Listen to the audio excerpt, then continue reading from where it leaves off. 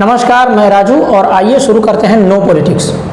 मगर शुरू करने से पहले मैं ये आपको बता दूं कि कभी कभी आपको बाहर से आवाज़ें आ सकती हैं, क्योंकि नवरात्र का महीना चल रहा है और बगल में देवी माँ की मूर्ति रखी हुई है, तो कभी कभी भजन की आवाज़ें आ सकती हैं। इसके लिए मैं क्षमा प्रार्थी हूँ। सबसे पहले आप सभी को आज 2 अक्टूबर के दिन लाल बहादुर शास्त्री और महात्मा गांधी जी के जन्म दिवस पर बहुत बहुत शुभकामनाएं।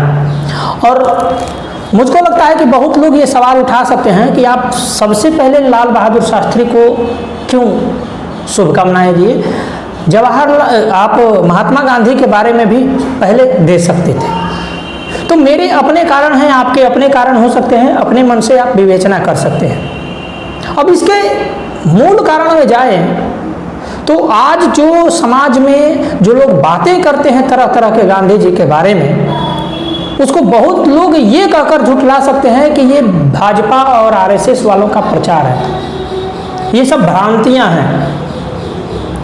मेरा मानना यह है कि ये भ्रांतियां नहीं हैं। इसके मूल कारण में कहीं ना कहीं हमारा जो देश का जो तंत्र है, जो सिस्टम है, जो राज्य है, जो जिसे हम राज्य का मतलब हम अपने देश की सरकारों को इंडिकेट कर रहे हैं, वो सबसे बड़े कारण है इसमें। और आप पूछिएगा कैसे, तो आप ध्यान दीजिए कि गांधी जी को एक तरीके से पैगंबर बनाने का कार्य प्रगति पर है, चाहे वो सरकार किसी की भी रही हो। गांधी जी के नाम को बेचना बहुत आसान है, विदेशों में भी बिकता है और देश में तो बिकता ही है।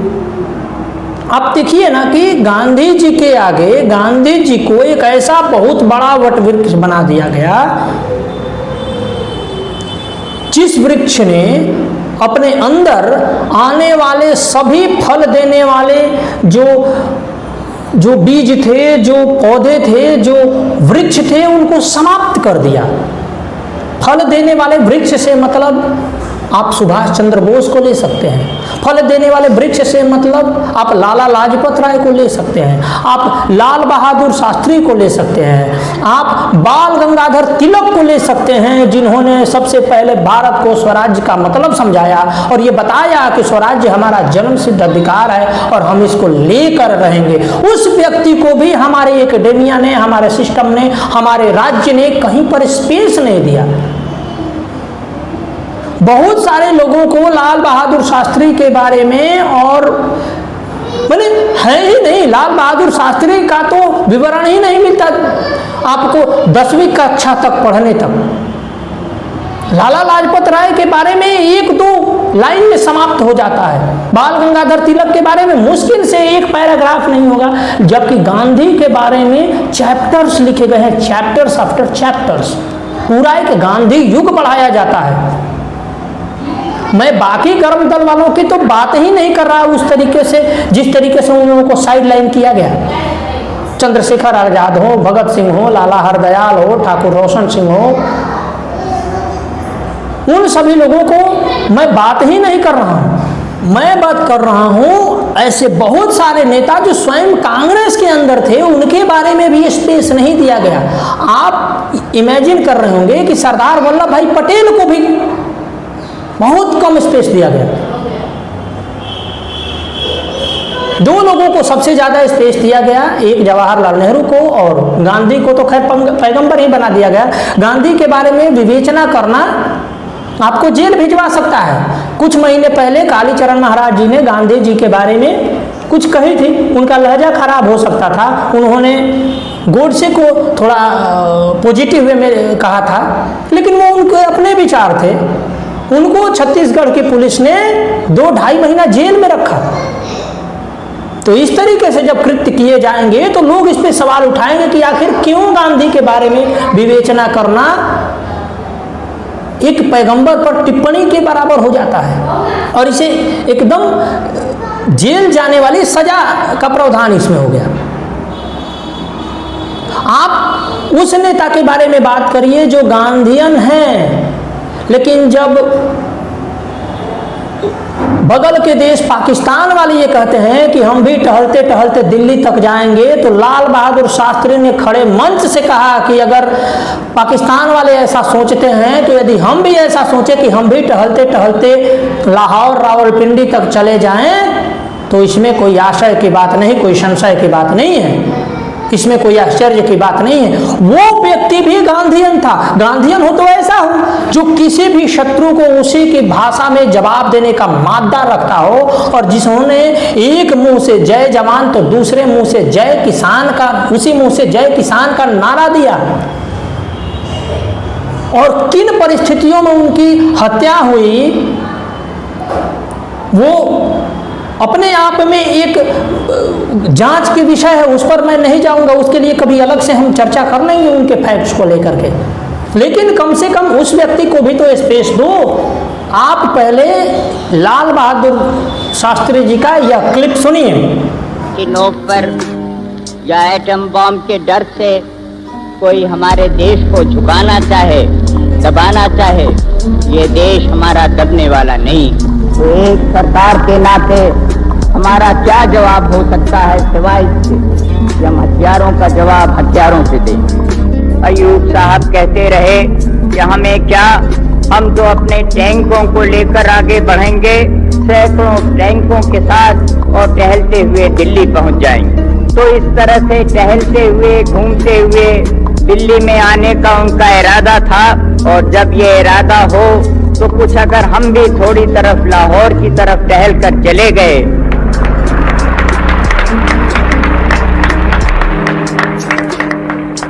तो मैं समझता हूँ कि मैंने या हम लोगों ने कोई गलत बात तो ऐसी नहीं की। जय हिंद। इस क्लिप में आपने स्पष्ट रूप से सुना कि लाल बहादुर शास्त्री जी यह कहते हुए दिख रहे हैं कि यदि पाकिस्तान वाले ऐसा सोचते हैं कि वे टहलते हुए दिल्ली तक आएंगे, भारत वाले भी यह सोच सकते हैं कि हम भी लाहौर और रावलपिंडी तक जाएं, इस्लामाबाद तक जाएं। तो ऐसा गांधीयन होना चाहिए।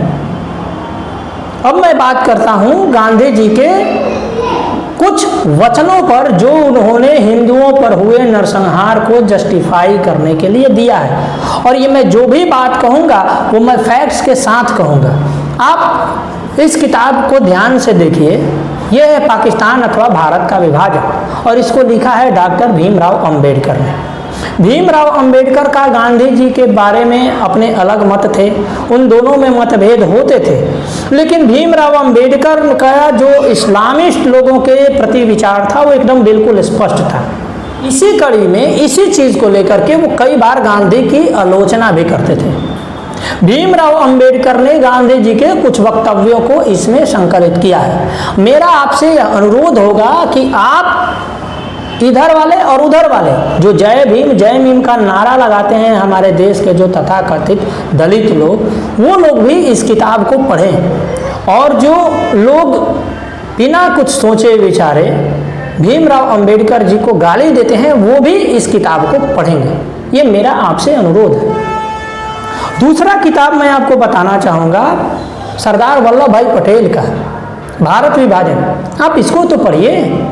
एक तरफ यहाँ महात्मा गांधी यह साबित करने पर लगे हुए हैं कि नहीं, सब चीज चंगा है, कहीं कोई दिक्कत नहीं है, सारे देश में शांति है। इसमें वर्णन है 450 दंगों की, और इसमें भी वर्णन है 450 दंगों की। इस वर्णन में इसमें सरदार पटेल स्वयं अपने मुख से यह बात भाषण में ऐसा कहते हुए सुने जा सकते हैं कि वो कह रहे हैं कि कहीं भी हिंदू पुलिस का रास्ता ना देखें, पुलिस पर भरोसा मत करें।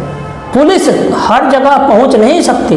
अगर आपको अपने जान माल की रक्षा करनी है तो आपको स्वयं आगे आना पड़ेगा, संगठित होकर कार्य करना पड़ेगा। और ये मैं नहीं कह रहा हूँ, ये कोई आरएसएस और भाजपा वाला नहीं कह रहे हैं, ये कह रहे हैं भारत विभाजन के लेखक सरदार वल्लभ भाई पटेल। इसमें सरदार वल्लभ भाई पटेल के तमाम भाषणों और उनके द्वारा लिखे गए पत्राचारों का वर्णन है। आप पढ़ सकते हैं इसको। मैं रिकमेंड करूँगा कि इसको पढ़ें। लोग पढ़ते नहीं हैं और अपने मन से विवेचना करने लगते हैं। अब मैं जिक्र करना चाहूँगा 1922 में जो मोपला में नरसंहार हुआ, उस मोपला में नरसंहार होने के बाद जब कांग्रेस ने एक निंदा प्रस्ताव पास करने की कोशिश की, उसमें उस समय के सबसे बड़े लिबरल मुसलमान नेता हसरत मोहानी, जिन्होंने कई सारी फिल्मों के डायलॉग्स लिखे हैं, गाने लिखे हैं, उस हसरत मोहानी ने भी बड़े सभा में उस निंदा प्रस्ताव तक का विरोध किया। बताइए, एक जनसंहार होता है, उस जनसंहार में 20,000 हिंदुओं का कत्लेआम किया जाता है और उसी को जस्टिफाई करने के लिए खिलाफत आंदोलन को उसमें क्लब किया जाता है। गांधी जी उसको सपोर्ट कर देते हैं कि ये खिलाफत आंदोलन है। खिलाफत शब्द का मतलब शायद गांधी जी नहीं समझते थे, खिलाफत किसको कहा जाता है। उसमें हसरत मोहानी ने बड़ी बेशर्मी से कहा कि जो केरल में जो मोपला नरसंहार हुआ था, वो केरल जो है वो दारुल अमन नहीं है, दारुल हरब है। और दारुल हरब का मतलब है वह स्थान जहां पर मुस्लिम शासन नहीं है, वहां पे संघर्ष जारी है। और उस संघर्ष में यदि मुसलमानों ने हिंदुओं के पास दो ऑप्शन रखे, या तो वो कन्वर्ट हो जाए या अपनी गर्दनें दे दें, और हिंदुओं ने अपनी इच्छा से कन्वर्ट हुए या अपनी गर्दनें दे दें, तो ये हिंदुओं की अपनी इच्छा है। जी हाँ, कांग्रेस के सभा में ये बात हो रहा है और वहां पर गांधी जी थे और गांधी जी ने इसको जस्टिफाई किया था। गांधी जी ने भी कहा कि इसमें मोपला नरसंहार में गलती हिंदुओं की है। उन्होंने हिंदू को अपना भाई उन्होंने मुसलमानों को अपना भाई अच्छे से नहीं बनाया। मुसलमानों को भाई नहीं बनाइएगा तो यही होगा। दूसरा, यदि आप पर रेप करने के लिए कोई आता है तो हो सकता है उस पर शैतानी ताकत सवार हो गया हो, तो आप रेप करने का विरोध न करें, आप अपनी जीभ को दांतों तले दबा लीजिए ताकि आपको कष्ट कम हो। और जब हो सकता है कि वह व्यक्ति आपका रेप कर ले तो उसके मन के अंदर से वो शैतानी विचार निकल जाए और एक शैतानी आदमी अच्छा आदमी बन जाए। ये विचार है तथाकथित महात्मा का। और कोई हमसे कहे कि उनको आप महात्मा कह के संबोधित करिए, तो ये हमसे नहीं होगा भैया। आप करिए, आपकी इच्छा है, उसमें कोई मनाही नहीं है। दूसरा मैं जिक्र करना चाहूंगा, वैसे तो है बहुत जिक्र, तो मैं बहुतों का कर सकता हूं, लेकिन दूसरा एक महत्वपूर्ण मैं जिक्र उस समय करना चाहूंगा जब 1946 में 15 अगस्त की रात को डायरेक्ट एक्शन डे के नाम पर बंगाल में सोहरावर्दी खान के नेतृत्व में हिंदुओं पर प्लानिंग के तहत नरसंहार किया गया था। उस समय इतने लाशें पड़ी हुई थी सड़कों पर कि उनको उस समय के म्यूनिसिपैलिटी वाले भी साफ नहीं कर पाए और चील कौवे गिद्ध खाकर उन लाशों का सफाया किया कई दिनों में। तो जब 3 दिनों तक 15, 16 और 17 तक नरसंहार होता रहा तो गांधी जी को उनकी चिंता नहीं हुई, जिसमें 20-25 हजार लोग हिंदू मारे गए और कई लोगों का, कई स्त्रियों के आबरू से खिलवाड़ किया गया, उनके स्तन तक काटे गए, जिनके बारे में आप सबों को पता भी नहीं होगा शायद। लेकिन जब इस तरफ से हिंदुओं ने एक ग्रुप बनाकर गोपाल पाठक के नेतृत्व में, गोपाल बंदोपाध्याय के नेतृत्व में जब उसका रिटेलिएशन शुरू किया, जब जवाबी कार्रवाई शुरू की और जब एक के बाद एक लोगों का, एक के बाद एक दुर्दांतों का नरसंहार करना शुरू किया, इधर से संहार करना शुरू किया हिंदुओं ने, जब बदला लेना शुरू किया, तब सोहरावर्दी खान ने गांधी को फोन घुमाया और गांधी को बुलाया।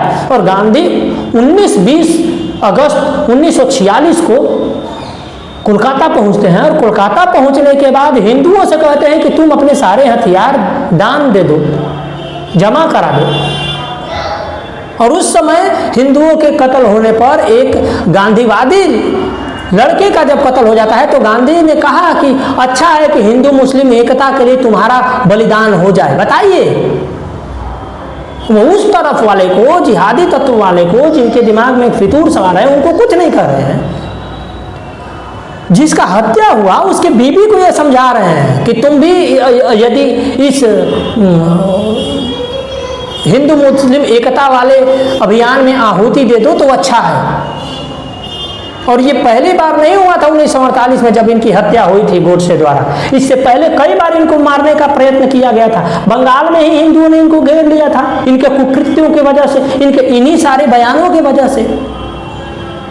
दुर्दांतों को, जिहादी तत्वों को जस्टिफाई करने के लिए किस तरीके के लॉजिक गांधी जी ने दिए थे, वो बेहद सोचने पर विवश करता है कि उस व्यक्ति को कोई महात्मा कैसे कर सकता है।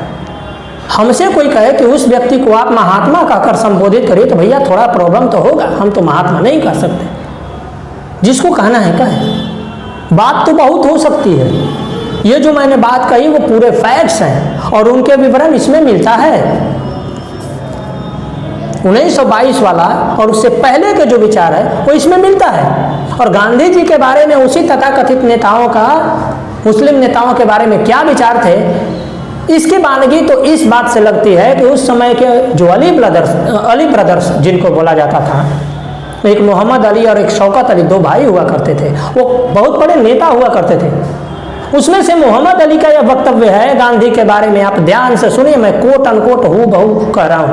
मोहम्मद अली ने गांधी के बारे में ये कहा था कि अगर हमारे संप्रदाय का, हमारे मजहब का कोई गिरा हुआ नीच व्यक्ति भी गांधी से अच्छा है, जी हाँ, मुसलमान जो एक गिरा हुआ और नीच व्यक्ति भी है वो गांधी से अच्छा है। यह वक्तव्य उस समय के बहुत बड़े नेता मोहम्मद अली का था गांधी के बारे में। और उन लोगों के लिए गांधी ने लाखों मरते हुए हिंदुओं को ऐसे ही छोड़ दिया और उल्टे उन्हीं को दोषी ठहराने लगे।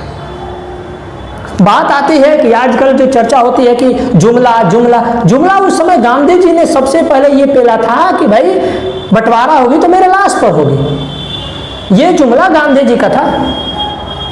लेकिन जब भी बंटवारे के नौबत आई, जब निर्णय का समय आया, मैं 3 मई 1947 की बात कर रहा हूँ, 3 जून 1947 की, जब बंटवारे पर चर्चा हो रही थी, बंटवारा निश्चित हो गया कि बंटवारा होगा, तो लोगों में यह चर्चा का विषय था कि यार शाम को गांधी जी कुछ ना कुछ बोलेंगे अपनी प्रार्थना सभा में। लेकिन गांधी जी ने तमाम विषयों पर चर्चा की, अमेरिका के बारे में चर्चा की, साउथ अफ्रीका के बारे में चर्चा की, इंग्लैंड के बारे में चर्चा की, किसानों के बारे में चर्चा की। लेकिन इतने बड़े मुद्दे जिसमें देश का भविष्य तय हो रहा हो, देश का बंटवारा हो रहा हो, उस बारे में एक शब्द नहीं बोला। जब 10 जून को कांग्रेस कार्य समिति ने अपना बैठक किया इस मामले में बहस करने के लिए, तो कुछ लोग कांग्रेस से ही जिनका जमीर जिंदा था, उन्होंने खड़ा होकर बंटवारे का विरोध किया। तब गांधी जी को खड़ा किया गया और गांधी जी ने कहा कि तुम लोग भी यही चाहते थे, देश के हिंदू भी यही चाहते थे, तो लो भुगतो, बंटवारा तो होकर रहेगा। अब ये गांधी जी का वक्तव्य है, जबकि हमारे देश के लोग इस अंधेरे में थे कि गांधी जी बंटवारे को रोक लेंगे। जब उन्होंने वैसा वचन दिया है कि बंटवारा होगा हमारी लाश पर, तो हो सकता है कि गांधी जी उस समय आमरण अनशन करें। लेकिन गांधी जी बिल्कुल मुकर गए और इसका दोष भी हिंदुओं पर ही लगा। तो इन सारे बातों पर जब विवेचना होगी तो कोई कैसे इसको झुठला सकता है कि नहीं ये भ्रांतियां हैं। भ्रांतियां नहीं, ये सारे सत्य हैं और इसके सारे रेफरेंसेस हैं। कोई 2-4 हजार बरस पहले की चीज नहीं है। और गांधी जी ये कोई बात अकेले में नहीं करते थे, वो बड़े मंचों से कहते थे।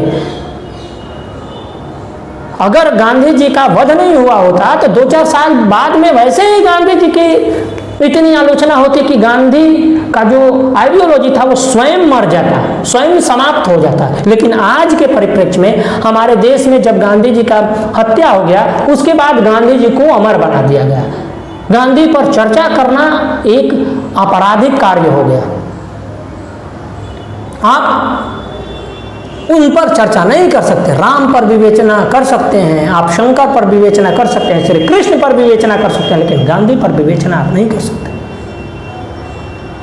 तो हमसे कोई कहेगा कि भाई गांधी को आप महात्मा कहो, राष्ट्रपिता कहो, हमसे नहीं होगा। हाँ, गांधी के अपने योगदान हैं, उससे मैं इनकार नहीं करता।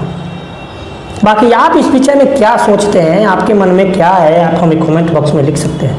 आपका बहुत बहुत आभार। नमस्कार।